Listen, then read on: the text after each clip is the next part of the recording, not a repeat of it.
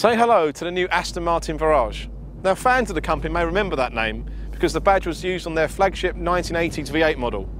But now it's on the car that sits between the DB9 and the DBS. Under the bonnet you've got the same 6-litre V12 engine that you found in those existing models, but it's got 20 horsepower more than the standard DB9 and 20 horsepower less than the DBS.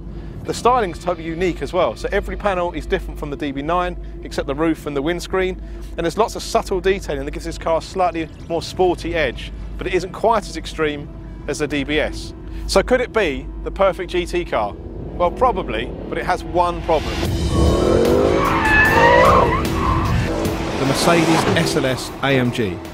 At nearly £170,000, it's a bit more expensive than the Virage, and while some people would argue it's not quite as stylish, it does have those stunning gull-wing doors. So which car is the best?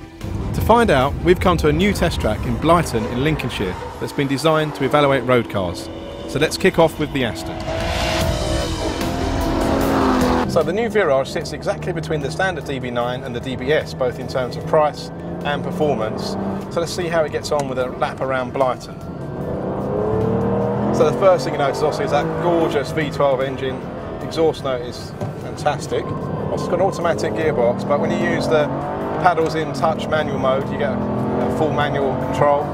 It's not as fast on the upshift as some of the more modern double clutch systems, but it's fast enough, to be honest. And through these fast S's, you can feel how well the Aston changes direction. It's the same Aston really sharp front end that you find in all the Aston's current cars, which gives you lots of confidence as you turn into the corners. It comes as standard with ceramic brakes, so there's plenty of retardation into this tight chicane. And again, quite a nice blip on the downshift.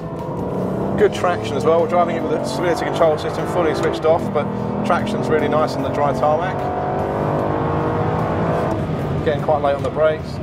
Down to second gear. Turning in, it's that lovely positive front end. And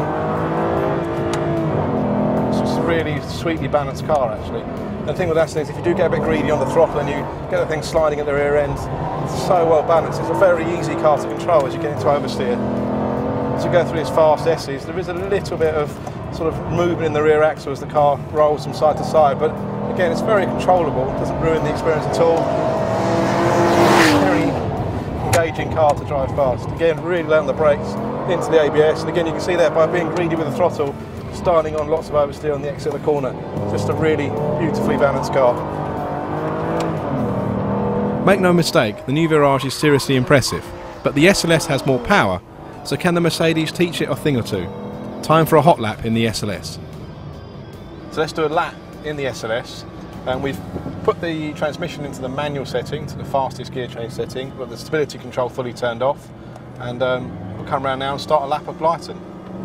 So you can see the track's quite narrow, and there's a big bump there as we come across the first section, turning into a tight left-hander. You can see how narrow the track is. And the thing that's amazing about the SLS is it's got loads of huge amounts of power, 650 newton meters of torque, and yet, even with the traction control turned off, there's quite a lot of rear grip. It's just beautifully balanced. You can sense when the traction comes in, and then as you get on the power, using the gear change lights in the dash, straight line performance is absolutely stonking. Again on the brakes, quite a lot of dive on the braking, but it's very well controlled. Beautiful blip on the downshift with the gearbox, double clutch gearbox, that's really nice gearbox. And again, really good traction out of that tight chicane. Up to about 100 miles an hour now before we're braking hard with another left-hander. And you can see all the corners are not big, wide open racing track corners, they're actually nice, fairly tight corners that are really good for testing road cars. The turning on the SLS is amazing, so really positive. The steering's quite light, but there's loads of feel, great positive turning, and just stacks of grip. And if you watch this fast chicane, the change of direction from left to right and back again is just amazing. Really hard on the brakes here at the end of the lap. Feel the ABS working. You see there, if you dial in loads of opposite lock, if you're really aggressive with the throttle, you can make it slide. It's beautifully balanced as it slides. Fantastic car. So which one's the ultimate GT car? Well, in truth, they're both the ultimate GT car, but we have to pick a winner. So which one would I go for? Well, I love the SLS, the drama of the doors, the sheer performance, and the occasion of that V8 engine. But if it was my money, I'd go for the Virage.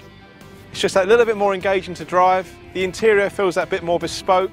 And most importantly of all, it wears the coolest badge in motoring. It wears an Aston Martin badge.